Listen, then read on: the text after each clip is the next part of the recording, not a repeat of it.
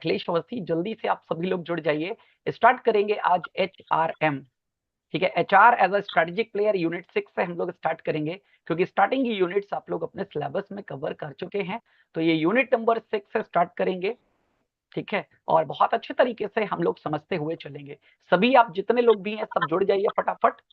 तो हम डिस्कशन करते हुए चलेंगे। सबसे पहले अगेन हम यहाँ पर समझेंगे क्या क्या हमारा यहाँ पर ऑब्जेक्टिव है, क्या क्या हम चीजों को कवर करेंगे। ये सब कुछ मैं आपको बताते हुए चलूंगा। बहुत अच्छे से चीजों को समझते हुए आप सभी लोग चलिएगा। ठीक है, तो अगेन हम सारी चीजें डिस्कशन करते हुए आपके साथ में चलेंगे। कोई दिक्कत वाली बात नहीं है यहाँ पर। ठीक है, सबसे पहले अगेन हाँ, जुड़ जाइए सभी लोग, आप सब लोग, और अपना जो माइक है ना, माइक और वीडियो उसको म्यूट कर लीजिएगा। तो बेसिकली यूनिट 6 आपकी है HR as a strategic player. हम इसको बहुत अच्छे से समझेंगे।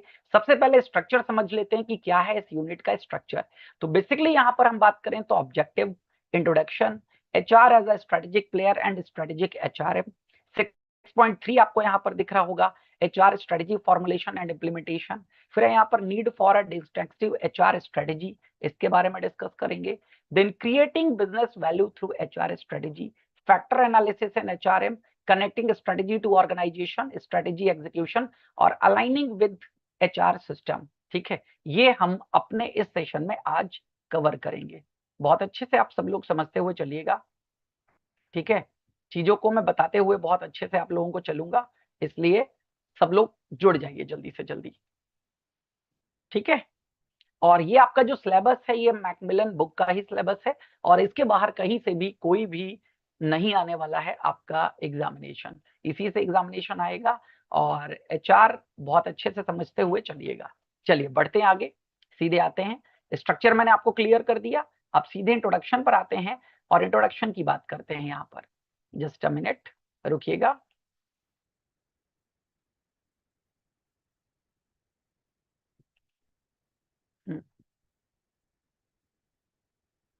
चलिए, तो नेक्स्ट पेज पे हम लोग आगे, नेक्स्ट पेज पे यहाँ पर समझते हैं। ठीक है, समझिएगा। देखो, introduction to strategic HRM, traditional HR versus modern. सबसे पहले एक बात समझ लीजिएगा, ह्यूमन रिसोर्स मैनेजमेंट क्या होता है, ट्रेडिशनल अप्रोच क्या थी और आज की मॉडर्न अप्रोच क्या है, दोनों में क्या डिफरेंसेस हैं। पहले HR ह्यूमन रिसोर्स की कहीं कोई बात इतनी ज्यादा नहीं होती थी। जब हम एवोल्यूशन ऑफ HR की बात करें, HR का काम क्या होता था, आज ऑर्गेनाइजेशन में HR क्या काम करते हैं, ह्यूमन को एज अ एसेट ट्रीट किया जाता है। HRM यानी कि ह्यूमन रिसोर्स का मैनेजमेंट क्यों जरूरी है, क्योंकि अगेन आप जानते हो किसी भी ऑर्गेनाइजेशन को चलाने के लिए सबसे पहले क्या चाहिए, लोग चाहिए। अगेन आप हमेशा यही पढ़ते हो। ठीक है, जब भी हम किसी प्रोडक्ट की बात करते हैं, land, labour, capital, entrepreneur, factors of production की बात करें, तो अगेन क्या चाहिए, लेबर चाहिए, यानी कि लोग चाहिए। बिना उनके कोई काम पॉसिबल नहीं हो सकता। अगेन सर्विस की भी बात करें तो पीपल, प्रोसेस, फिजिकल एविडेंस। ठीक है, पीपल की सबसे ज्यादा आवश्यकता होती है, चाहे किसी भी प्रोडक्ट को, चाहे कोई मैन्युफैक्चरिंग ऑर्गेनाइजेशन हो या फिर कोई सर्विस ऑर्गेनाइजेशन हो, हर एक ऑर्गेनाइजेशन में लोग तो होंगे, और उन लोगों को एज अ एसेट मान करके जब आप मैनेज करेंगे, तब क्या होगा, आपका जो रेवेन्यू है वो आगे बढ़ेगा। उनको आप मौका देंगे हर एक तरीके का। आज आप ऑर्गेनाइजेशन में जाते हैं, आप पर कंपनी खर्चा करती है। आप जब बैंक में सिलेक्ट हुए थे तब आपको क्या दिया गया था, ट्रेनिंग एंड डेवलपमेंट। आप उस ऑर्गेनाइजेशन में गए, आपको नंबर ऑफ पर्सन के द्वारा ट्रेनिंग दी गई, उसके बाद आपको काम करने का मौका दिया गया। अब क्या है, आपको डे बाय डे एनहांस किया जाता रहता है, समय समय पर आपका ट्रेनिंग एंड डेवलपमेंट होता है। ये सब चीजें क्या है, अगेन बैंक आपको एसेट मानता है कि आप ही के द्वारा क्या है, रेवेन्यू लाया जा रहा है। तो एवोल्यूशन ऑफ HR की अगर हम यहाँ पर बात करें तो अगेन यहाँ पर आप देखिएगा, जो स्टार्टिंग का HR था वहां पर मेनली किस पे फोकस किया जाता था, रिक्रूटमेंट। रिक्रूटमेंट का मतलब क्या होता है, ठीक है, कि लोगों को सिलेक्ट करना जॉब के लिए। कंपनसेशन, कंपनसेशन यानी कि सैलरी वगैरह देना, क्षतिपूर्ति वगैरह देना। फिर बात आती है ट्रेनिंग। कोई भी काम अगर आप कर रहे हो तो उस काम की ट्रेनिंग के बिना आप उस काम को नहीं कर सकते हो, तो ट्रेनिंग शुरुआत से दी जाती थी, बिना ट्रेनिंग कोई काम नहीं होता है। ठीक है, उसके बाद आता है कंप्लायंस।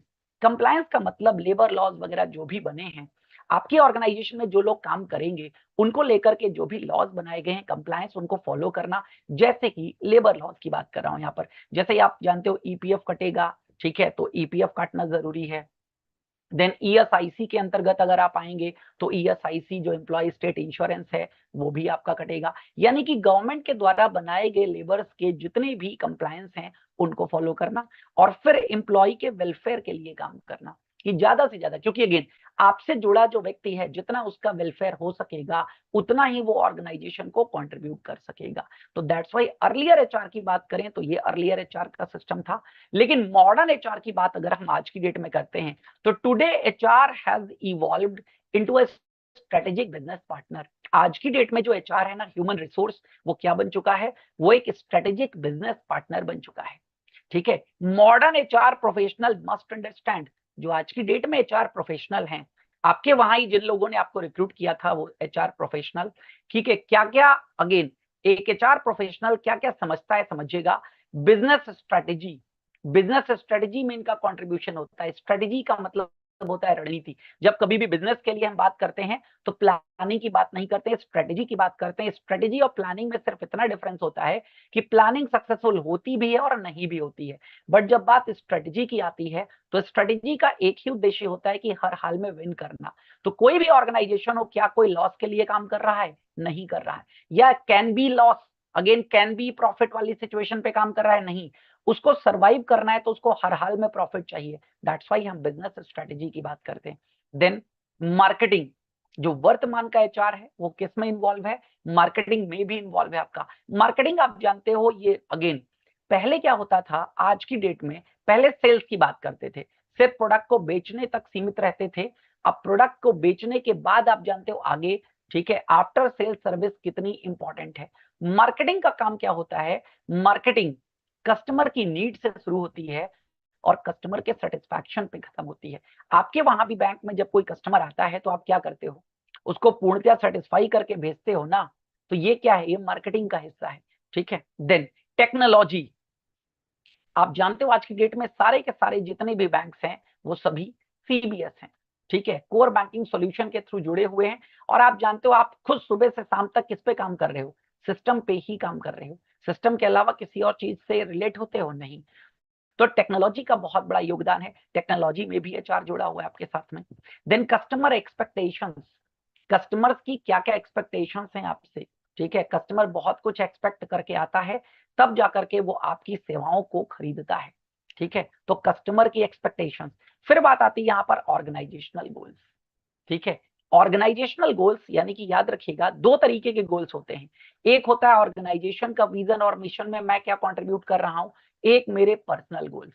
तो ऑर्गेनाइजेशनल गोल्स अलग होते हैं, पर्सनल गोल्स अलग होते हैं। यहां पर हम ऑर्गेनाइजेशनल गोल्स के बारे में बात कर रहे हैं। तो एवोल्यूशन ऑफ एचआर में अर्लियर और मॉडर्न एचआर ये डिफरेंसेस हैं। पहले सिर्फ एचआर यहां तक सीमित होता था, आज की डेट में एचआर के बारे में बात करें तो एचआर यहां तक पहुंच चुका है। और अगेन आगे यहां पर अगर बात करूं मैं आपके साथ में तो समझिएगा, यहां पर बढ़ते नीचे आपके सामने लिखा हुआ दिख रहा होगा की idea, just a minute.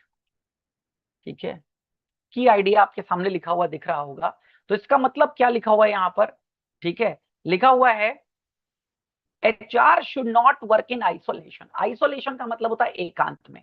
HR का काम अब इतना नहीं है कि जो एकांत में काम कर सके। ठीक है, एचआर जो है वो सारी की सारी एक्टिविटीज से अलाइन रहेगा।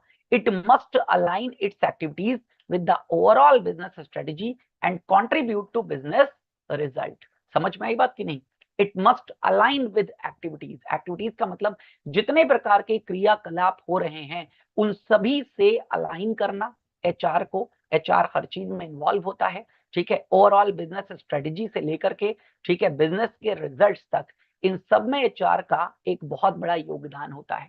एचआर यानी कि ह्यूमन रिसोर्स यानी कि एसेट, समझिएगा बहुत अच्छे से। ठीक है, चलिए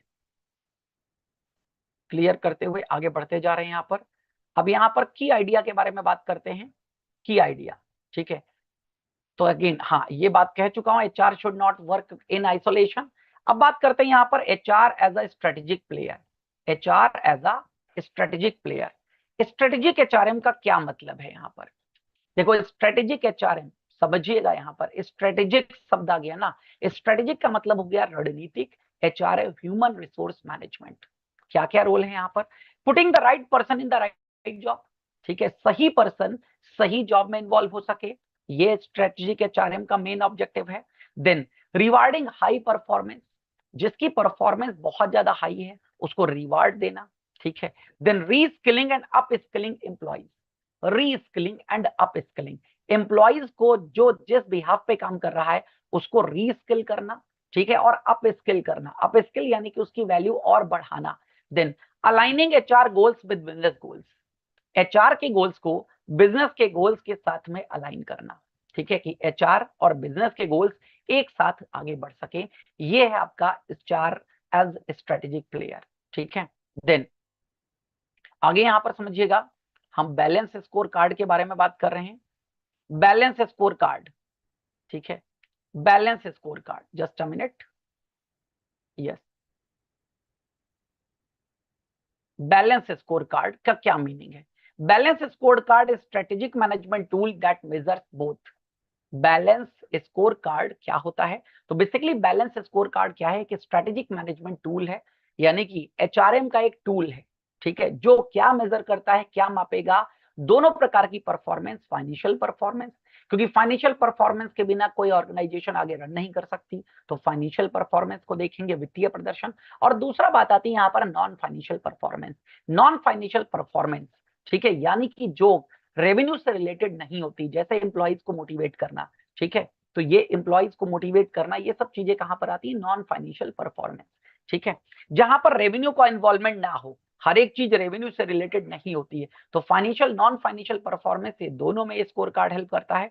तो it help organisation translate strategy into action, ठीक है, जो स्ट्रेटेजी है उनको एक्शंस में ट्रांसलेट करना, ये मेन काम है यहाँ पर, समझ लीजिएगा, ठीक है। जस्ट अ मिनट, एक्चुअली बार बार हाँ, बस अब आपको यहां पर दिख रहा होगा 4 legs of the balance score card, 4 legs of the balance score card, ठीक है, 4 लेग्स। वन बाय वन हम इन लेग्स के बारे में बात करते हैं। सबसे पहले लर्निंग एंड ग्रोथ की बात करते हैं। लर्निंग एंड ग्रोथ में मेन फोकस क्या होता है? एम्प्लॉय की ट्रेनिंग, क्योंकि जब तक एम्प्लॉय लर्न नहीं करेगा, जानेगा नहीं ऑर्गेनाइजेशन के बारे में, क्या ऑर्गेनाइजेशन के गोल हैं, क्या ऑर्गेनाइजेशन के ऑब्जेक्टिव्स हैं, तब तक क्या एम्प्लॉय कोई काम अच्छे से कर पाएगा? नहीं कर पाएगा। तो एम्प्लॉय को दैट्स वाई ट्रेनिंग दी जाती है। देन स्किल डेवलपमेंट, उसके स्किल्स को इनहांस किया जाता है, जिससे वो और भी ज्यादा यूजफुल हो सके, किसके लिए? ऑर्गेनाइजेशन के लिए। तीसरा यहाँ पर आता है नॉलेज मैनेजमेंट, जितनी नॉलेज उस एचआर के मतलब उस व्यक्ति के पास है उसको मैनेज करना, उस नॉलेज को इस तरीके से हमें यूज करना है कि वो हमारे ऑर्गेनाइजेशन के जो बिहाफ पर, ठीक है, जो ऑर्गेनाइजेशन का गोल है वहां पर काम में आ सके। जैसे यहाँ पर क्वेश्चन क्या बनता है, ठीक है, लर्निंग एंड ग्रोथ में क्वेश्चन ये बनता है, are employees continuously learning and improving? क्या एम्प्लॉय कॉन्टिन्यूअसली लर्न कर रहा है और इंप्रूव कर रहा है? क्योंकि लर्निंग नेवर एंडलेस प्रोसेस होती है, लर्निंग कभी भी खत्म नहीं होती है, एंडलेस प्रोसेस होती है। और डे बाय डे आप किसी भी ऑर्गेनाइजेशन में हैं तो आप इंप्रूव हो रहे हैं या नहीं, ये बताता है balance score card. Balance score card का पहला लेग ये बताता है, लर्निंग एंड ग्रोथ पे फोकस करता है कि यस, क्या कोई एम्प्लॉय कॉन्टिन्यूअसली ग्रो कर रहा है, लर्न कर रहा है, इंप्रूव कर रहा है अपने आप को, दैट्स इट, ठीक है। दूसरी बात यहां पर अगर हम करें तो क्या बताता है यहां पर? Business process. बिजनेस प्रोसेस, हर एक व्यवसाय की कोई ना कोई प्रक्रिया होती है, उसके बारे में डिस्कशन करते हैं यहां पर, ठीक है, व्यवसायिक प्रक्रिया। Just a minute, business process का क्या फोकस होता है? ऑपरेशनल एफिशिएंसी, इफिशिएंट ऑपरेशन, यानी कि जो भी आप काम कर रहे हो संचालन, उसमें एक इफिशियंसी होनी चाहिए। इफिशियंसी का मतलब प्रोडक्टिविटी से होता है, जितना काम इफिशिएंट करोगे उतनी ही प्रोडक्टिविटी क्या होगी? यहां पर बेटर होगी। देन प्रोसेस को इंप्रूव करना है, जितनी भी प्रकार की प्रक्रियाएं हैं उन प्रक्रियाओं को इंप्रूव करना है। प्रक्रियाओं से मतलब आपके वहां पर कस्टमर आता है और कस्टमर जाता है, कस्टमर के आने से, ट्रांजेक्शन करने से लेकर के हर एक प्रकार की प्रोसेस आपने बना रखी है, जिन प्रोसेस के थ्रू सारा का सारा काम चलता है। तो प्रोसेस को और इंप्रूव करना है और बेटर करना है। इसका एग्जांपल मैं ऐसे दे सकता हूं आपको, आज की डेट में, ठीक है, पहले क्या होता था, कितना टाइम लगता था, समय लगता था, और प्रक्रियाओं को इंप्रूव कैसे किया गया? टेक्नोलॉजी ने प्रक्रियाओं को बहुत इंप्रूव कर दिया। जब टेक्नोलॉजी नहीं थी, सोचिए पैसे निकालने के लिए मुझे बैंक जाना पड़ता था। अब किसी के वहां से बैंक 10 किलोमीटर दूर होता है, किसी के वहां से बैंक 15 किलोमीटर दूर होता है, किसी के वहां से 20 किलोमीटर। लेकिन आज की डेट में आपको लगभग 1 किलोमीटर के अंदर ही एटीएम मिल जाएगा, जाकर के पैसे निकाल सकते हो। ये क्या है, प्रोसेस इंप्रूवमेंट है कि नहीं है? Obviously. Then reducing delays and bottlenecks. ठीक है, तो बिजनेस प्रोसेस के अंतर्गत हमें क्या करना है, डिले को रिड्यूस करना है।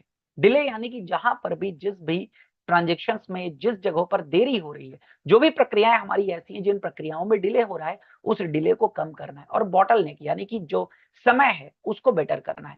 यहां पर क्वेश्चन क्या अराइज होता है, आर इंटरनल प्रोसेसेस इफिशिएंट? क्या हमारी जो इंटरनल प्रोसेस हैं वो इफिशिएंट हैं? ठीक है, ये दूसरा स्कोर कार्ड का लेग है जिसे हम बिजनेस प्रोसेस के नाम से जानते हैं। यहां पर ध्यान रखिएगा। ठीक है, देन तीसरा यहां पर आता है कस्टमर पर्सपेक्टिव। समझिएगा बहुत अच्छे से। देखिए, कस्टमर पर्सपेक्टिव से क्या मतलब है, कस्टमर क्या सोचता है आपके बारे में। कस्टमर जब भी आपके पास आता है तो कुछ आपके बारे में सोच करके आया है। ठीक है, जैसे यहां पर आप आए हैं, आप कुछ सोच करके आए हैं कि हमें यहां से पढ़ाई करनी है, तो आपके दिमाग में बहुत सारी बातें होंगी। तो कस्टमर पर्सपेक्टिव, कस्टमर पर्सपेक्टिव का मेन फोकस क्या होना चाहिए, कस्टमर सेटिस्फैक्शन। कस्टमर जो सोच करके आया है, अगर वो सर्विस हम उसको प्रोवाइड करेंगे तो कस्टमर हमारे वहां से सेटिस्फाई होकर के जाएगा। तो कस्टमर सेटिस्फैक्शन पे मेन फोकस होता है। दूसरा फोकस होता है प्रोडक्ट या सर्विस क्वालिटी पर, और तीसरा फोकस होता है कस्टमर के फीडबैक पर। कस्टमर के फीडबैक से हमें पता चलेगा कि कस्टमर सेटिस्फाई है या नहीं है। यहाँ क्वेश्चन यही बनता है, आर कस्टमर्स हैप्पी? ये स्कोर कार्ड का हिस्सा है, ये सभी चीजें स्कोर कार्ड में गिनी जाती हैं। ठीक है, तो गेन आर कस्टमर हैप्पी, क्या कस्टमर खुश है? कस्टमर अगर खुश होगा तो ऑब्वियसली यहाँ पर सारी चीजें आपको पता चल जाएंगी। ठीक है, देन आगे बढ़ते हैं, समझते हैं यहाँ पर।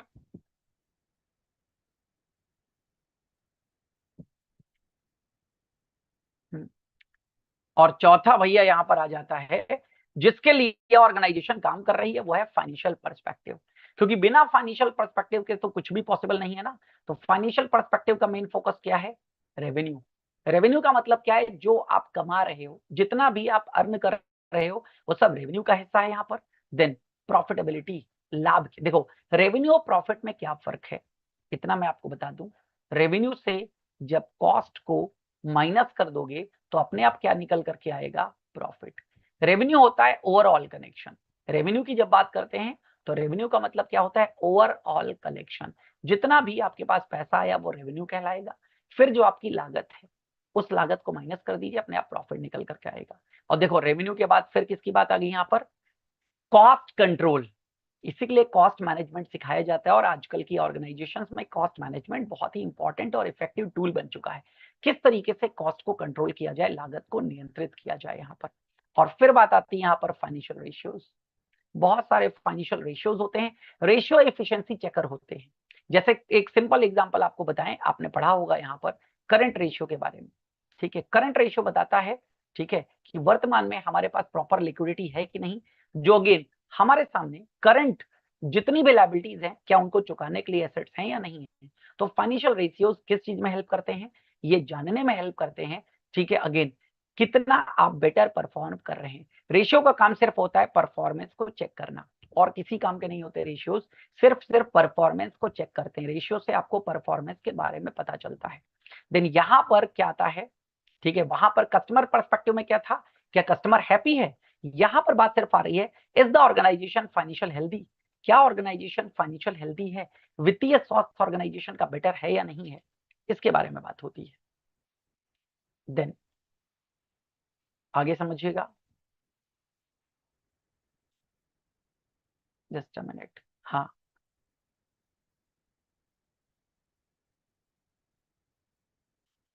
strategic role of HR while designing HR strategy, HR should ask।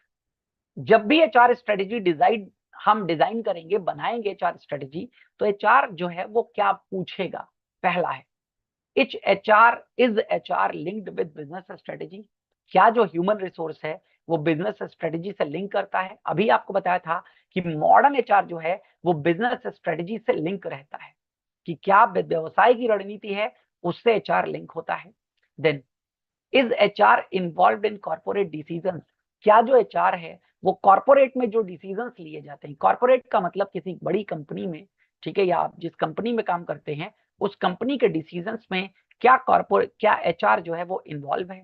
तीसरा, is HR helping employees perform better, क्या एचआर इस बात में सहायता कर रहा है कि एम्प्लॉइज बेटर परफॉर्म करें, क्योंकि एम्प्लॉइज की बेटर परफॉर्मेंस एचआर पे डिपेंड करती है, ठीक है। Then, is HR maximising employee potential, HR जो है वो क्या कर रहा है, एम्प्लॉय पोटेंशियल को मैक्सिमाइज करने का काम कर रहा है।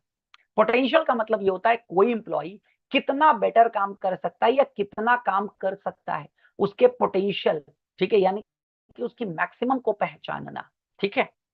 Then, is HR promoting continuous improvement, क्या एचआर हमेशा कॉन्टिन्यूअस इंप्रूवमेंट को प्रमोट कर रहा है, ये सब चीजें यहाँ पर देखी जाती हैं, ठीक है।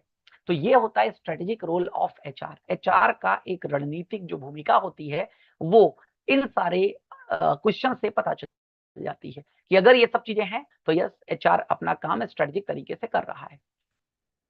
फिर यहां पर बात आती है डेवलपिंग स्ट्रेटेजी, क्या स्ट्रेटेजी डेवलप करना। तो many organisation treat HR as a support function, बहुत सारी जो ऑर्गेनाइजेशन है वो एचआर को एज अ सपोर्ट फंक्शन काम में लेती है। सपोर्ट फंक्शन यानी कि सहायता करेगा, दैट्स इट। आपको एम्प्लॉय चाहिए, आपको रिक्रूट करके देगा, एम्प्लॉय की ट्रेनिंग करानी है तो एचआर करके देगा, ठीक है। देन अगेन परफॉर्मेंस बढ़ाने की बात करनी है तो उससे रिलेटेड जो भी मोटिवेशनल है, ठीक है, वो एचआर काम करेगा, ठीक है। जो इंसेंटिव्स वगैरह हैं वो भी एचआर पॉलिसी में आता है, वो एचआर पॉलिसी डिसाइड करेगा, उसके वेलफेयर की बात एचआर करेगा। तो ये यहां पर आता थी। तो भाई HR must be strategic, HR क्यों मस्ट बी, क्यों एचआर का स्ट्रेटेजिक होना जरूरी है, ठीक है। हाउएवर वर्ल्ड क्लास ऑर्गेनाइजेशन, जितनी भी वर्ल्ड क्लास ऑर्गेनाइजेशन है, वर्ल्ड क्लास ऑर्गेनाइजेशन का मतलब हम यहाँ पर बेटर ऑर्गेनाइजेशन की बात करें, ठीक है, जो वर्ल्ड लेवल पर काम कर रही हैं, ठीक है। तो अगेन वहां पर एचआर जो काम करता है वो कैसे काम करता है, वहां पर HR as a business partner काम करता है। एचआर क्या है, बिजनेस पार्टनर है। और जब पार्टनर है तो याद रखिएगा हर चीज में एचआर इन्वॉल्व है, डिसीजंस में तो एचआर इन्वॉल्व है, ठीक है, रेवेन्यू में तो एचआर इन्वॉल्व है। यानी कि जब आपने पार्टनर मान लिया तो समझ लीजिएगा जैसे आपका पार्टनर सारे काम कर रहा है ना, वैसे ही ये भी सारे काम करेगा। तो because people are the most important source of competitive advantage, people जो है वो मोस्ट इंपॉर्टेंट सोर्स होते हैं कॉम्पिटिटिव एडवांटेज का। कॉम्पिटिटिव का मतलब आप जिसके साथ प्रतिस्पर्धा कर रहे हैं, जब आप जब आप मार्केट में हैं तो जो काम आप कर रहे हैं आपके जैसे बहुत सारे लोग काम कर रहे हैं, तो वही आपके कॉम्पिटिटर्स हैं। तो एचआर जो है यहाँ पर एक एडवांटेज का काम करता है। अगर आपके पास बेटर एचआर है तो याद रखिएगा आपके पास प्लस है, यानी कि आप एडवांटेज में हैं। देन 4 इसेंशियल रोल्स की बात कर लेते हैं यहाँ पर, ठीक है, कि मॉडर्न एचआर के जो इंपॉर्टेंट रोल्स हैं वो इंपॉर्टेंट रोल्स क्या है यहाँ पर मॉडर्न एचआर के, ठीक है। इस पर डिस्कशन करते हैं, समझिएगा।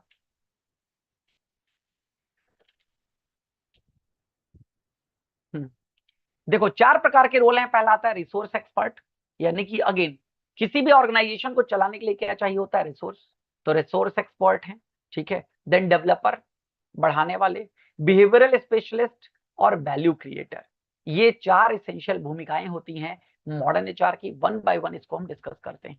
पहली भूमिका आपको यहां दिख रही होगी, रिसोर्स एक्सपर्ट। क्या मतलब है इसका, ठीक है, रिस्पॉन्सिबिलिटी। रिसोर्स एक्सपर्ट का मतलब है किसी ऑर्गेनाइजेशन का स्रोत है, ठीक है। कौन रिक्रूट कौन करेगा, राइट टैलेंट को। एचआर सोच लीजिए कितनी बड़ी भूमिका है। अगर एक गलत व्यक्ति को आप रिक्रूट कर लेते हैं तो सोचिए उस पर जो भी खर्चा किया जाएगा वो सारा खर्चा वेस्ट हो जाएगा, नहीं। क्योंकि एचआर, जब एचआर किसी व्यक्ति को रिक्रूट करता है, वो व्यक्ति रिक्रूटमेंट होने के बाद जब से काम शुरू करेगा तब तक उस पर एक कॉस्ट खर्च की जा चुकी है, जिसे ट्रेनिंग एंड डेवलपमेंट कॉस्ट कहते हैं। अगर मान लीजिएगा आपने एक सही व्यक्ति को नहीं चुना, उस पर ये कॉस्ट आपने लगा दी, फिर क्या होगा आगे चल करके, क्या इस कॉस्ट को आप रिकवर कर पाओगे, नहीं, ये कॉस्ट आपकी डूब जाएगी। इसी को संक कॉस्ट बोलते हैं। अभी आगे डिस्कस करेंगे कि एचआर में फिक्स कॉस्ट क्या होती है, वेरिएबल कॉस्ट क्या होती है, संक कॉस्ट क्या होती है, डिस्कस करेंगे अभी आगे। तो अगेन सबसे पहले यहाँ पर रिक्रूट द राइट टैलेंट। दूसरा आता है इंश्योर क्वालिटी हायरिंग, ठीक है, यानी कि गुणवत्ता परक यहाँ पर हायरिंग आपको करनी है। तीसरा, आइडेंटिफाई करना है फ्यूचर लीडर्स, जो भविष्य में जिनके अंदर लीडर बनने की ललक हो, ठीक है, लीडर बनने का पोटेंशियल हो, ठीक है, उनको आइडेंटिफाई करना। गोल क्या होता है, रिसोर्स एक्सपर्ट के अंतर्गत गोल एक ही है, right person at the right place, सही व्यक्ति सही जगह पर, यही मेन उद्देश्य होता है, यही मॉडर्न एचआर की रिसोर्स एक्सपर्ट को लेकर के भूमिका है। ठीक है, दूसरी बात करते हैं यहां पर, दूसरी बात करते हैं, दूसरी बात यहां पर है डेवलपर। दूसरी बात यहां पर आती है डेवलपर, समझिएगा बहुत अच्छे से। डेवलपर में बात करते हैं किसकी, डेवलपर की रिस्पॉन्सिबिलिटी क्या होती है, यानी कि भूमिका है आपकी, तो क्या responsibility as a developer, as a developer आपकी रिस्पॉन्सिबिलिटी है। डेवलपर का मतलब है जो डेवलप करेगा, विकास करेगा, विकसित करता रहेगा ऑर्गेनाइजेशन को। तो कैसे विकसित करोगे, एम्प्लॉय को ट्रेन करते रहना है, ट्रेनिंग यानी कि प्रशिक्षण देते रहना है। दूसरा, coach and mentor employees, employees के कोच बन करके आपको काम करना है। कोच जैसे सिखाता है ना, क्रिकेट में कोच होता है ना, प्लेयर्स को बात बात पर सारी बातें बताता रहता है। ठीक है, कोच का मतलब क्या होता है, बेस्ट कोचिंग प्रोवाइड करना, जिससे वो क्या कर सके, ठीक है, जो भी ऑर्गेनाइजेशनल ऑब्जेक्टिव्स है उनको फुलफिल कर सके। कोच और मेंटोर एम्प्लॉइज, एम्प्लॉइज को जहां पर भी कोई भी परेशानी या दिक्कत आती है तो उनके मेंटोर्स के रूप में काम करना। तीसरा आता है बिल्ड फ्यूचर टैलेंट, भविष्य का टैलेंट जो है उसको बिल्ड करना। ये भी किसकी भूमिका है, एचआर की भूमिका है। तो की कॉन्सेप्ट में यहां पर क्या क्या आता है, HR should act as, HR को कैसे काम करना चाहिए, तो should act as, HR coach भी होगा, मेंटोर भी होगा और कैटलिस्ट भी होगा। ठीक है, कोच के तरीके से भी काम करेगा, यानी कि आपको कोचिंग देगा, मेंटोर के तरीके से भी काम करेगा, ठीक है, कि आपको समय समय पर सिखाता रहेगा, और कैटलिस्ट, ठीक है, कैटलिस्ट के तरीके से भी काम करेगा, यहां पर ध्यान रखिएगा। ठीक है, बहुत अच्छे से चीजों को समझते हुए चलिएगा। देन तीसरा यहां पर आता है behavioural specialist, behavioural specialist,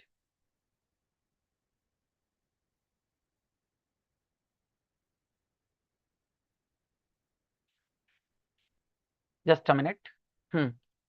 behavioural specialist responsibilities क्या है, बिहेवियरल स्पेशलिस्ट में रिस्पॉन्सिबिलिटीज हैं, अंडरस्टैंड एम्प्लॉय बिहेवियर, एम्प्लॉय के बिहेवियर को अंडरस्टैंड करना, समझना। Then detect workplace issues early, जो वर्क प्लेस इश्यूज हैं उनको अर्ली डिटेक्ट करना। सबसे पहले एम्प्लॉय के बिहेवियर को आपको अंडरस्टैंड करना है, किस तरीके से कोई एम्प्लॉय बिहेव करता है, क्योंकि बिहेवियर समझना बहुत जरूरी है। जब तक आप किसी का बिहेवियर नहीं समझेंगे उसके साथ में आप घुल मिल नहीं पाएंगे। ऐसा ही होता है आपके साथ भी, अगर किसी का बिहेवियर आप समझ जाते हैं तो कई बार, जैसे अगेन मान लीजिएगा मेरा बिहेवियर है कि मैं तेज बोलता हूं, अब कुछ लोग इसको समझेंगे, ठीक है, कि गुस्सा हो रहे हैं, लाइक एज एग्जाम्पल के तौर पे समझ सकता हूं, लेकिन मेरे घर में मेरा बिहेवियर लोगों को पता है, तो मैं अगर कुछ तेज भी बोलता हूं तो उनको पता ही है तो इसका बिहेवियर है। तो बिहेवियर स्पेशलिस्ट होता है एचआर। देन डिटेक्ट करना चाहिए उसको वर्क प्लेस इश्यूज अर्ली, अगर वर्क प्लेस पर यानी कि जहां पर वो काम कर रहा है अगर किसी प्रकार का कोई इशू आ रहा है तो अर्ली डिटेक्ट करना, ये रिस्पॉन्सिबिलिटी है as a modern HR, as a behaviour specialist. तीसरा, ऑर्गेनाइजेशन के कल्चर को इंप्रूव करना, हर एक ऑर्गेनाइजेशन का अपना एक कल्चर होता है, जैसे हर एक घर का, ठीक है, हर एक रीजन का अपना एक कल्चर, अपनी एक संस्कृति होती है, तो हर एक ऑर्गेनाइजेशन का अपना एक कल्चर होता है, वो कल्चर बिल्डअप होता है उसके विजन और मिशन से। तो उस कल्चर को आपको क्या करना है, इंप्रूव करना है। ठीक है, बिहेवियर को समझेंगे कल्चर इंप्रूव हो जाएगा। तो गोल क्या है यहाँ पर, उद्देश्य, prevent problems before they become serious. ठीक है, प्रॉब्लम्स को रोकना उनके सीरियस होने से पहले, सीरियस होने से पहले ही प्रॉब्लम्स को रोक लेना।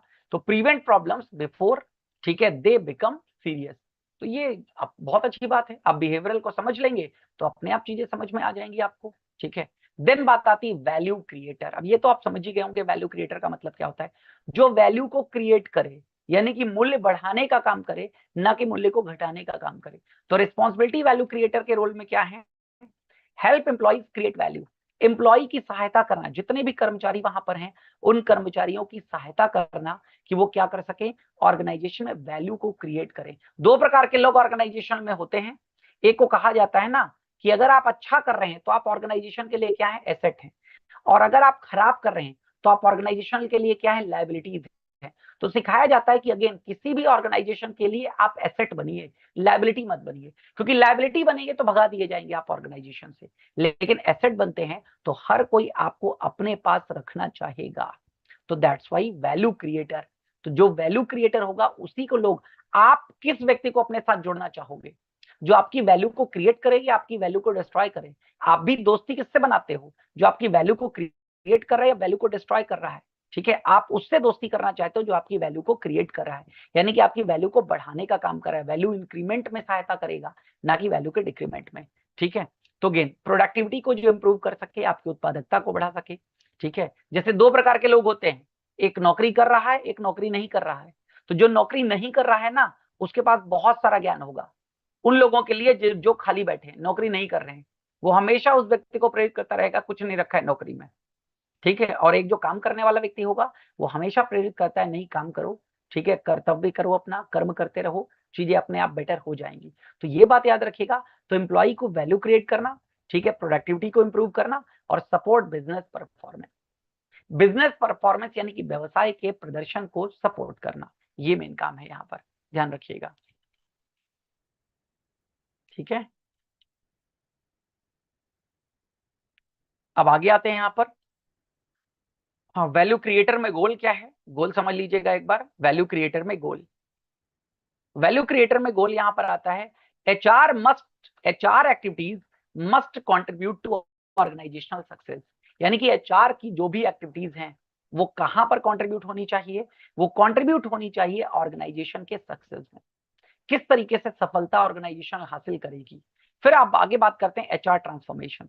तो एचआर ट्रांसफॉर्मेशन क्या है, ट्रांसफॉर्मेशन मतलब ये होता है किसी चीज को परिवर्तित करना, ट्रांसफॉर्म करना। तो एचआर ट्रांसफॉर्मेशन का मतलब क्या है, means changing HR from a support function into a value creation, value creation, ठीक है, just a minute, value creation strategic partner, value creation strategic partner.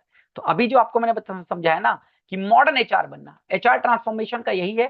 Support function के रूप में काम नहीं करना है, सपोर्ट फंक्शन यानी कि आप जस्ट सहायता कर रहे हैं। आप वैल्यू क्रिएट कर रहे हैं, यानी कि आप ऑर्गेनाइजेशन को सब कुछ बढ़ा करके देने का काम कर रहे हैं। तो it is not just about introducing a new technology और चेंजिंग वन एचआर एक्टिविटी। ठीक है, तो what is not HR transformation, क्या एचआर ट्रांसफॉर्मेशन नहीं है, वो जान लीजिएगा। एचआर पोर्टल ओनली, अगर आप ई एचआर पोर्टल को इंट्रोड्यूस कर रहे हैं तो इसको एचआर ट्रांसफॉर्मेशन कहेंगे नहीं। एचआर एक्टिविटीज को आप आउटसोर्स कर रहे हैं, आउटसोर्स का मतलब होता है किराए पर या बाहर से लेना। तो एचआर एक्टिविटीज अगर आप बाहर से आउटसोर्स करवा रहे हैं तो क्या एचआर ट्रांसफॉर्मेशन है, नहीं। Then changing only recruitment training और अप्रेजल सिस्टम, सिर्फ रिक्रूटमेंट ट्रेनिंग और जो अप्रेजल सिस्टम है उसी को चेंज करना, क्या ये ट्रांसफॉर्मेशन आएगा, तो ये ट्रांसफॉर्मेशन नहीं होता है, ध्यान रखिएगा। ठीक है, तो these are improvement not transformation. इनको क्या बोलेंगे हम, इनको एचआर इंप्रूवमेंट्स बोलेंगे, ना कि एचआर ट्रांसफॉर्मेशन। तो आखिर what is real HR transformation, आखिर एचआर ट्रांसफॉर्मेशन क्या होता है, वो बात समझ लीजिएगा यहां पर। रियल एचआर ट्रांसफॉर्मेशन की जब बात करते हैं, ठीक है, रियल एचआर ट्रांसफॉर्मेशन तो वो क्या है, create value for stakeholders. ऐसा एचआर जो स्टेक होल्डर्स के लिए वैल्यू को क्रिएट करने का काम करे। वैल्यू को क्रिएट करने का काम मतलब, यहां पर स्टेक होल्डर्स का मतलब क्या है, स्टेक होल्डर का मतलब होता है हर वो व्यक्ति जिसका उस ऑर्गेनाइजेशन के साथ में, जिससे वो जुड़ा है, उससे हित भी जुड़ा हो। जैसे एम्प्लॉइज हो गए, आप जिस बैंक में काम करते हो, ठीक है, आप क्या हो, वहां के स्टेक होल्डर्स हो। देन कस्टमर्स क्या है, स्टेक होल्डर्स हैं। इन्वेस्टर्स क्या है, जिन्होंने निवेश किया है, वो भी स्टेक होल्डर्स हैं। वो क्या चाहेंगे, वैल्यू क्रिएशन ही तो चाहेंगे, वैल्यू क्रिएशन से तो बेनिफिट होगा। आप एम्प्लॉय हैं जिस बैंक के, वो बैंक अगर वैल्यू क्रिएट करेगा तो उसका फायदा आपको भी तो मिलेगा। देन कस्टमर्स आपके वहां ज्यादा से ज्यादा अट्रैक्ट होंगे, ठीक है, तभी अट्रैक्ट होंगे जब आप वैल्यू को क्रिएट करेंगे। इन्वेस्टर्स ज्यादा से ज्यादा निवेश करेंगे कब, जब आप वैल्यू को क्रिएट करेंगे। Then changes both HR behaviour and outcomes, HR के बिहेवियर को और आउटकम्स को क्या करना है, आपको चेंज करना है, चेंज करना है। देन इंटीग्रेट करना है ऑल एचआर प्रैक्टिसेस टुगेदर, जितने भी प्रकार की एचआर प्रैक्टिसेस हैं उन सभी प्रकार की एचआर प्रैक्टिसेस को इंटीग्रेट करना। इंटीग्रेट का मतलब होता है एक साथ इकट्ठा करना। Then support business goals and strategy, व्यवसाय के जितने भी प्रकार के गोल हैं, ठीक है, और स्ट्रेटजीज हैं, उनके साथ में क्या करना है, सपोर्ट करने का काम करना है, जितना हो सके सपोर्ट करना है। की प्रिंसिपल याद रखिएगा, एचआर ट्रांसफॉर्मेशन का मतलब है वैल्यू क्रिएशन हो, बिजनेस के साथ में हो, और इंटीग्रेटेड एचआर प्रैक्टिसेस, यानी कि value creation plus business alignment plus integrated HR practices, ये सब पूरा का पूरा मुख्य सिद्धांत है किसका, रियल एचआर ट्रांसफॉर्मेशन का। देन अब इसके बाद बात करते हैं दोस्तों strategic HRM. Strategic HRM.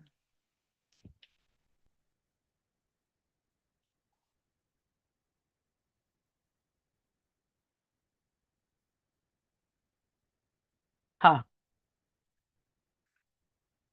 Strategic HRM जिसे हम एसएचआरएम के नाम से जानते हैं। किसके नाम से? एसएचआरएम के नाम से। तो गेन मीनिंग क्या है समझिएगा। एसएचआरएम क्या एक प्रोसेस है अलाइनिंग एचआर पॉलिसीज, जो भी एचआर संबंधी नीतियां आपने बनाई हैं, जो प्रैक्टिसेस हैं आपकी, ठीक है, पॉलिसीज हो गई, नीतियां, प्रैक्टिसेस जो आप काम चला रहे हो, ठीक है, with the organisational business strategy to improve performance and achieve long term goals. Strategic HRM का मतलब क्या है? स्ट्रेटेजिक एचआरएम एक प्रकार की प्रोसेस है जो एचआर पॉलिसीज को अलाइन करती है, ठीक है, एचआर पॉलिसीज को अलाइन करने का काम करती है, ठीक है, किसके साथ में? ऑर्गेनाइजेशन की जो बिजनेस स्ट्रेटजी है उसके साथ में एचआर की पॉलिसीज अलाइन हो सके। अलाइन का मतलब है एक तरीके से एक बिहाफ पे काम कर सके, ठीक है। सिंपल डेफिनेशन में आता है HR strategy plus business strategy. HR strategy के साथ में और क्या है यहाँ पर? बिजनेस स्ट्रेटजी की बात करते हैं, बिजनेस स्ट्रेटजी। तो एचआर स्ट्रेटजी के और बिजनेस स्ट्रेटजी इन दोनों को जोड़ लो तो ये शब्द कहलाएगा एसएचआरएम, यानी कि स्ट्रेटेजिक एचआरएम। स्ट्रेटेजिक एचआरएम का फोकस क्या होता है? स्ट्रेटेजिक एचआरएम का यहाँ पर फोकस होता है,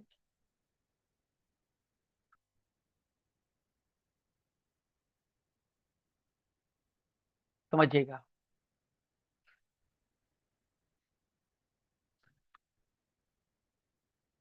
हम्म, समझिएगा बहुत अच्छे से। फीचर्स ऑफ एसएचआरएम, ठीक है। HR policies are linked with business objectives.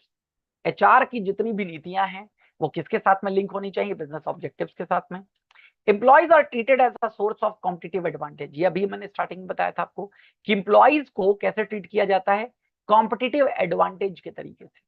अगर कंपटीशन मार्केट में है, कोई व्यक्ति बेटर परफॉर्म कर जाएगा, क्यों? अपने एचआर की वजह से, ठीक है। अगर एचआर उसका डेडिकेटेड है, ठीक है, और टैलेंटेड है, तो ये कॉम्पिटिटिव एज होता है हमेशा। Then HR practices help achieve organisational goals. HR की जितनी भी प्रैक्टिसेस हैं, ठीक है, वो किसमें हेल्प करती हैं? वो ऑर्गेनाइजेशनल के गोल को अचीव करने में हेल्प करती हैं। Then HR strategy and business strategy work together, जिसे हम वर्टिकल फिट के नाम से जानते हैं। तो एचआर स्ट्रेटेजी और बिजनेस स्ट्रेटेजी जब ये दोनों एक साथ में काम करती हैं तो यही क्या है? ये वर्टिकल फिट कहलाता है। Then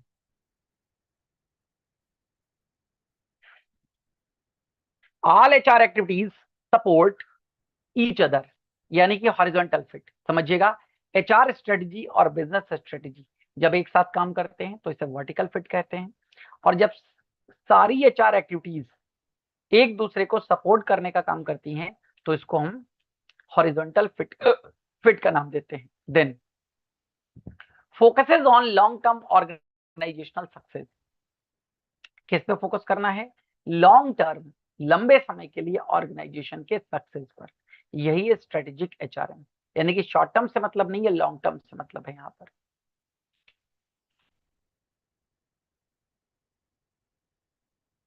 then premise of HR value, इसकी बात करते हैं। Premise of HR value,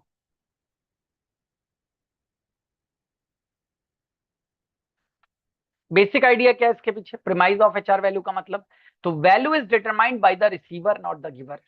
value decide किसके द्वारा करी जा रही है? ठीक है, रिसीवर के द्वारा या गिवर के द्वारा? एक बात बताइए, आप बैंक में हैं, आपकी सर्विस क्वालिटी क्या है? आपकी जो मार्केट में वैल्यू है, ठीक है, वो वैल्यू कौन डिसाइड करेगा? आप स्वयं डिसाइड करोगे या कस्टमर डिसाइड करेगा? मार्केट में कितना better word of mouth publicity आपका है, ठीक है, अगेन ध्यान रखिएगा। तो वैल्यू हमेशा डिटरमाइन कौन करता है? जो वैल्यू को रिसीव कर रहा है। और वैल्यू रिसीव करने से मतलब यहाँ पर यही है, जो सेवाओं को रिसीव करने का काम कर रहा है, उसी को हम क्या बोलते हैं? ठीक है, तो वैल्यू डिटरमाइन किसके द्वारा करी जाती है? रिसीवर के द्वारा, ना कि गिवर के द्वारा। तो HR must create value for, HR किन के लिए वैल्यू क्रिएट करेगा? एचआर वैल्यू क्रिएट करेगा एम्प्लॉइज के लिए, मैनेजर्स के लिए, कस्टमर्स के लिए, शेयर होल्डर्स के लिए।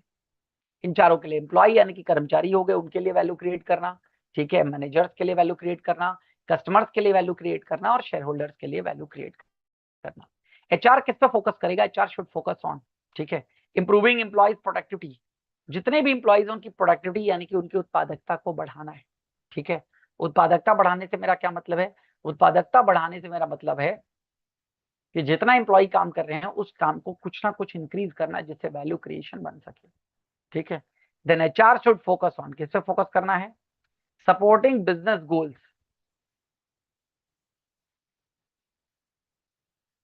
Supporting business goals, business goals को क्या करना है? यहाँ पर सपोर्ट करना है, ठीक है। एचआर का मेन फोकस इसी पर है, ध्यान रखिएगा। Then enhancing customer satisfaction, customer के सेटिस्फैक्शन, कस्टमर सेटिस्फैक्शन आपको मैंने अभी बताया कि कस्टमर का काम क्या होता है, ठीक है। अगेन यहीं पर और अगेन, क्योंकि बैंक की बात हो रही है तो bank is a part of service, bank service sector का पार्ट है यहाँ पर। तो अगेन सर्विस सेक्टर के अंतर्गत क्या जरूरी है? यहाँ पर सेटिस्फैक्शन जरूरी है।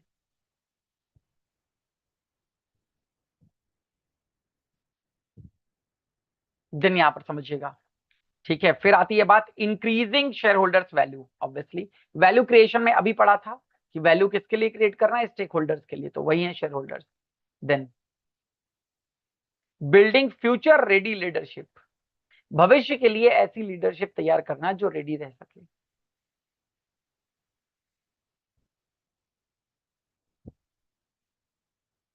आगे बात समझ में? तो improving employee productivity, supporting business goals, enhancing customer satisfaction, increasing shareholders value और बिल्डिंग फ्यूचर रेडी लीडरशिप। आसान है, कोई बहुत ज्यादा टफ नहीं है समझना चीजों को, क्योंकि ये चार है ही ऐसा सब्जेक्ट।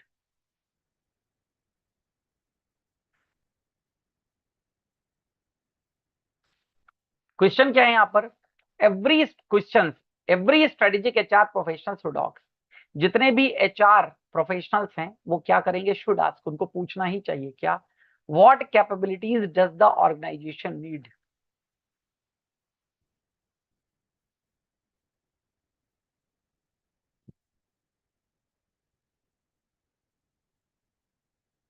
रिलेट कर लिएगा यहाँ पर। What capabilities does the organisation need, ये तो मैंने बता ही दिया कि एचआर प्रोफेशनल शुड आस्क, जो एचआर प्रोफेशनल है वो क्या पूछेगा, क्या क्वेश्चंस उसके दिमाग में होने चाहिए। What skills employees develop, should employee develop, किन किन स्किल्स के कारण एम्प्लॉय डेवलप होगा।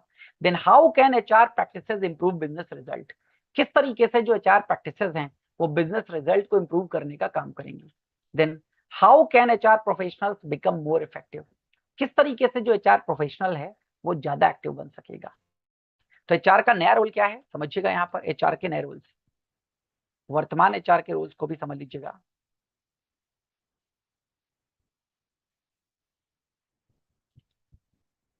पहला यहाँ पर अगेन तीन प्रकार के फंक्शन आप देख रहे होंगे, core people role, organisational value add role और बिजनेस ट्रांसफॉर्मेशन रोल। तीन प्रकार के रोल हैं। पहला रोल क्या है? रिक्रूटमेंट, कोर पीपल रोल में आता है recruitment, orientation, career development, motivation, compensation, employee welfare और retention.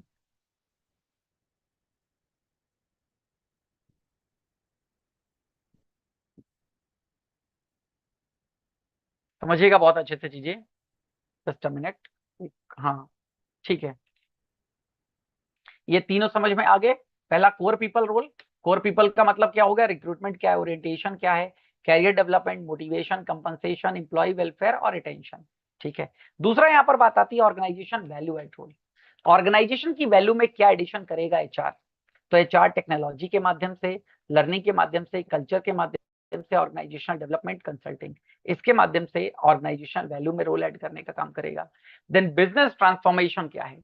Align HR with business strategy, business strategy के साथ में, ठीक है, अलाइन को एचआर करना, मैनेज करना चाहिए चेंज, चेंज को मैनेज करना जो बदलाव है, बिल्ड करना है फ्लेक्सिबल वर्क कल्चर, ठीक है, बहुत ज्यादा टफ नहीं होना चाहिए, फ्लेक्सिबल मतलब फिक्स कल्चर नहीं, फ्लेक्सिबल कल्चर होना चाहिए।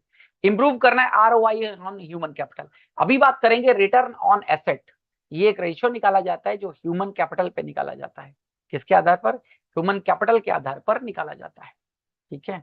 देन आगे समझिएगा,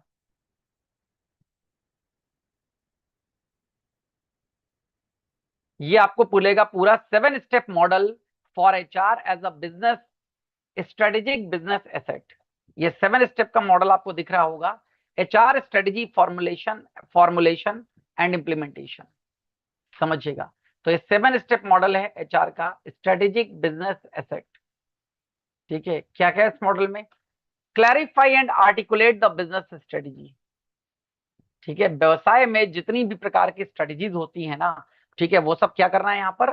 क्लैरिफाई, यानी कि पता होनी चाहिए, एकदम क्लियर कट होनी चाहिए। लिखा है understand and clearly define the firms mission, firm का क्या मिशन है, फर्म का क्या विजन है, फर्म का क्या गोल है। ठीक है, ये कंफर्म करना है आपको। ये किसका रोल है? एचआर का रोल है।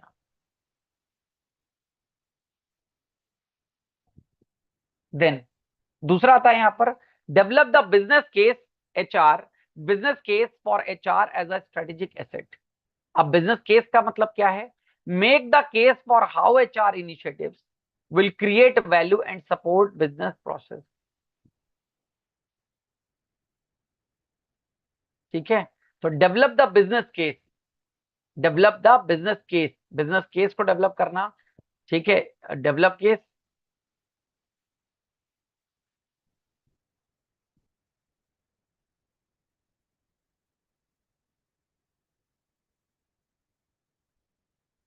चलिए समझते हैं आगे। Then create a strategy map for the firm, firm के लिए एक स्ट्रेटजी मैप क्लियर करना। समझते हुए चलिएगा वन बाय वन। पहला क्या था? Clarify and articulate the business strategy. दूसरा है develop the business case for HR as a strategic asset. ठीक है, बिजनेस केस को डेवलप करना, HR as a strategic asset. ठीक है, यानी कि make the case for how HR initiatives will create value, HR के द्वारा जितने भी इनिशिएटिव्स लिए जा रहे हैं वो किस तरीके से वैल्यू को क्रिएट करने का काम कर रहे हैं और व्यवसाय की प्रगति यानी कि व्यवसाय की सफलता को सपोर्ट कर रहे हैं। Then create a strategy map for the firm, strategy map को क्रिएट करना। ठीक है, तो बिजनेस इंडिकेटर, अगेन लीडिंग और लैगिंग। ठीक है, कहां पर हम लीड कर रहे हैं, कहां पर हम लैग कर रहे हैं, ये दोनों पता होना चाहिए। देन रिजल्ट, टेंजिबल और इंटेंजिबल। रिजल्ट क्या है यहाँ पर? टेंजिबल और इंटेंजिबल। ठीक है, दोनों है यहाँ पर। Identify HR deliverable, sorry, identify HR deliverables with in the strategy map. ठीक है, अगेन आइडेंटिफाई क्या करना है? HR deliverables. ठीक है, यानी कि इसका मतलब क्या हुआ? Pin point the key HR deliverables that drive the business outcome in strategy map. ठीक है, पिन पॉइंट करना है की एचआर डिलीवरेबल्स को, ठीक है, जो ड्राइव कर सके बिजनेस आउटकम्स को। Then align the HR architecture with HR deliverables, align करना है एचआर के आर्किटेक्चर को किसके साथ में? एचआर डिलीवरेबल के साथ में। Then HR function, HR system, strategic employee behaviour, ये सारी बातें यहां पर आ रही हैं। Then design the strategic measurement system, strategic measurement system. ठीक है, एचआर का स्कोर कार्ड होना चाहिए, रिजल्ट मेजरमेंट्स होना चाहिए, और लेजर और अगेन सॉरी टेंजिबल और इंटेंजिबल। रिजल्ट मेजरमेंट होना चाहिए, एचआर का स्कोर कार्ड होना चाहिए, रिजल्ट मेजरमेंट और टेंजिबल और इंटेंजिबल दोनों प्रकार के रिजल्ट को मेजर करना है। Then executive management, executive management की बात करें यहां पर, तो implement the plan, monitor performance using metrics and drive continuous improvement. ठीक है, इंप्लीमेंट करना है किसको? प्लान को। मॉनिटर करना है परफॉर्मेंस को। ठीक है, परफॉर्मेंस को कैसे मॉनिटर करोगे? मैट्रिक्स को। मैट्रिक्स का मतलब जैसे स्कोर कार्ड वगैरह ये सब चीजें इस्तेमाल करना। ठीक है, और ड्राइव करना है continuous improvement.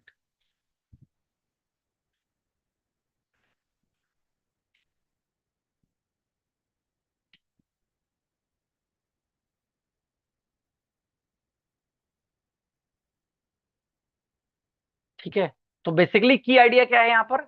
HR should support business goals and be measured like any other strategic function. HR क्या सपोर्ट करेगा? Should support business goal, business गोल को सपोर्ट करना। ठीक है, एंड बी मेजर्ड, मेजर्ड करना। ठीक है, like any other strategic function, जैसे सभी प्रकार के स्ट्रेटेजिक फंक्शन होते हैं उनको। फिर बात आती है यहाँ पर evolution of HR strategy, HR strategy का एवोल्यूशन। तो एवोल्यूशन अभी आपको बताया था, ट्रेडिशनल एचआर, मॉडर्न एचआर। तो ट्रेडिशनल एचआर का काम पेरोल एडमिनिस्ट्रेशन, यानी कि सैलरी, एम्प्लॉय रिकॉर्ड्स और बेनिफिट्स मैनेजमेंट। क्या क्या एम्प्लॉयज को बेनिफिट मिलेंगे उनको मैनेज करना, यहीं तक सीमित था। मॉडर्न एचआर क्या है? टैलेंट एक्विजिशन, टैलेंट एक्वायर करना, ठीक है, परफॉर्मेंस मैनेजमेंट, परफॉर्मेंस को मैनेज करना, एम्प्लॉय के डेवलपमेंट को देखना, और स्ट्रेटेजिक बिजनेस पार्टनर। फिर बात आती है चार, directly impact business performance and competitive advantage. ये तो आपको बता ही दिया अब तक कि ये चार सीधे तौर पर क्या करता है? बिजनेस परफॉर्मेंस को इंपैक्ट करता है और कॉम्पिटिटिव एडवांटेज को भी इंपैक्ट करता है।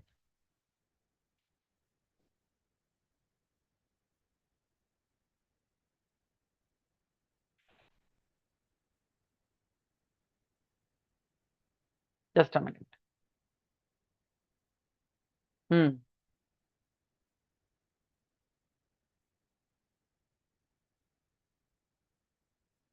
हाँ, स्ट्रेटेजी इंप्लीमेंटेशन, आरओआई अप्रोच को समझ लीजिएगा। आरओआई अप्रोच इंपॉर्टेंट है, ध्यान रखिएगा।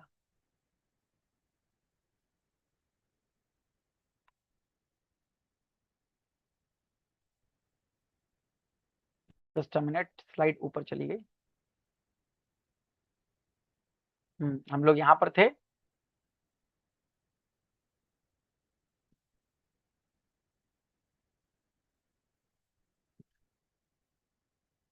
यहां पर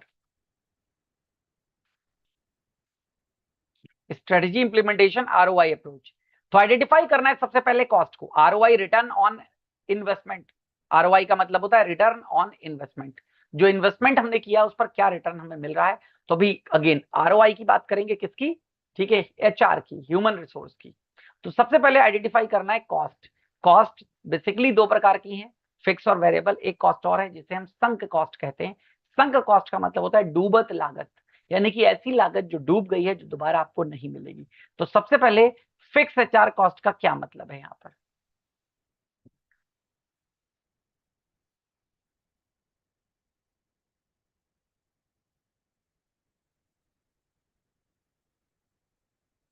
फिर आती है, पहली बात आती है फिक्स एचआर कॉस्ट। जैसे आप देखते हो कोई भी बात होती है तो फिक्स और वेरिएबल दो प्रकार की कॉस्ट होती है ना यहाँ पर।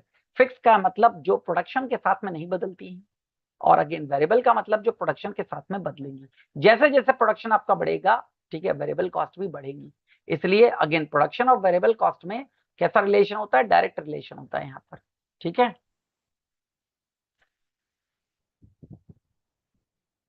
these are non-negotiable recurring baseline cost required to maintain operations regardless of business performance और प्रोडक्शन आउटपुट। ये नॉन निगोशिएबल होती है। नॉन निगोशिएबल का मतलब, जैसे अगेन मैंने बताया ना, आपका बैंक अगर 10 दिन बंद रहे तो भी अगर जिस प्रमाइजेज में वो बैंक है, अगर वो प्रमाइजेज रेंट पे है, तो क्या उस 10 दिन का किराया नहीं देना पड़ेगा? देना पड़ेगा। क्या है? नॉन निगोशिएबल, यहां पर ध्यान रखिएगा। ठीक है, तो क्या क्या होती है फिक्स एचआर कॉस्ट? सैलरी और वेजेस जो दे रहे हो, एचआर का सॉफ्टवेयर या सब्सक्रिप्शन जो भी है, ठीक है, वो भी। देन ऑफिस का स्पेस और इक्विपमेंट, ऑफिस के स्पेस का रेंट हो गया और जितने भी इक्विपमेंट यहाँ पर लगे हैं। देन फिर यहाँ पर बात आती है कंप्लायंस और लीगल। कंप्लायंस और लीगल, तो अगेन कंप्लायंस और लीगल में बात करें तो standard flat retainers for legal council and mandatory ongoing compliance. Compliance का मतलब जो रूल्स एंड रेगुलेशंस बनाए गए हैं रिजर्व बैंक ऑफ इंडिया के द्वारा, ठीक है, उनको फॉलो करना। उनके फॉलो करने में अगर कुछ खर्चा भी हो रहा है तो खर्चा आपको करना ही करना है। वो सब किस में गिना जाएगा? कंप्लायंस वगैरह। कंप्लायंस में जो भी खर्चा हो रहा है ये सब फिक्स एचआर कॉस्ट में आता है, क्योंकि कंप्लायंस पे जो खर्चा किया जा रहा है वो आपके प्रोडक्शन से लिंक नहीं है कि उत्पादन बढ़ेगा तो ज्यादा, घटेगा तो कम। ठीक है, फिर आती है variable HR cost. Variable HR cost का मतलब क्या है? ऐसी एचआर कॉस्ट जो बदलती रहेगी। तो वेरिएबल में क्या आएगा? The expenses fluctuate based on organisational scaling, business demand, hiring volume और एम्प्लॉय परफॉर्मेंस। ठीक है, अगेन ये जितने भी एक्सपेंसेस हैं वो फ्लैक्चुएट करेंगे based on organisational scaling, business demand, कितना ऑर्गेनाइजेशनल बिजनेस डिमांड को स्केल कर रही है, ठीक है, हायरिंग वॉल्यूम पे बात करेगी, और एम्प्लॉय परफॉर्मेंस। तो क्या क्या है वेरिएबल कॉस्ट? फिक, बेनिफिट एंड टैक्सेस। ठीक है, तो payroll taxes, insurance premium, retirement matching with directly with head count, ठीक है। Then recruitment and training.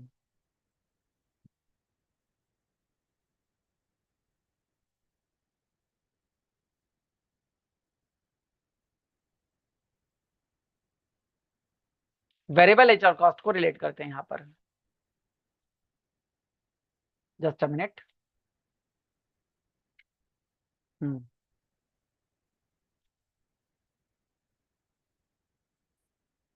तो बेनिफिट और टैक्सेस, ठीक है, जो पेरोल आप दे रहे हो, ठीक है, पेरोल पर जो टैक्स दे रहे हो, इंश्योरेंस का जो प्रीमियम है, देन रिटायरमेंट मैचिंग है, ये सब क्या है यहाँ पर बेनिफिट और टैक्सेस।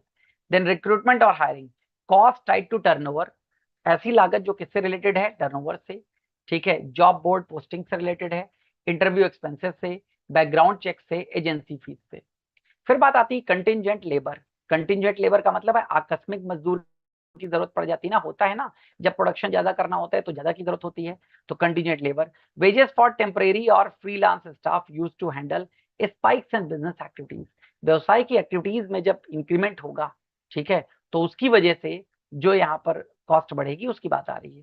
देन ओवर टाइम और बोनसेस, ठीक है, ओवर टाइम और बोनस, तो performance based compensation, sales commission और ओवर टाइम पे, ठीक है, ये सब वेरिएबल कॉस्ट में आता है। और ट्रेनिंग और डेवलपमेंट, ये सब वेरिएबल कॉस्ट का बात है।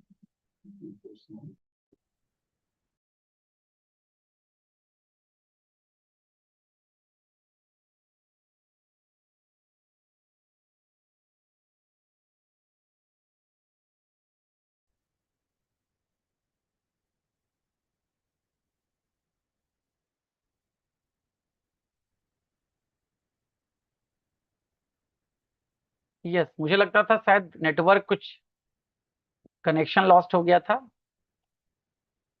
जल्दी से बता दीजिए, फिर से शेयर कर देता हूँ। यस।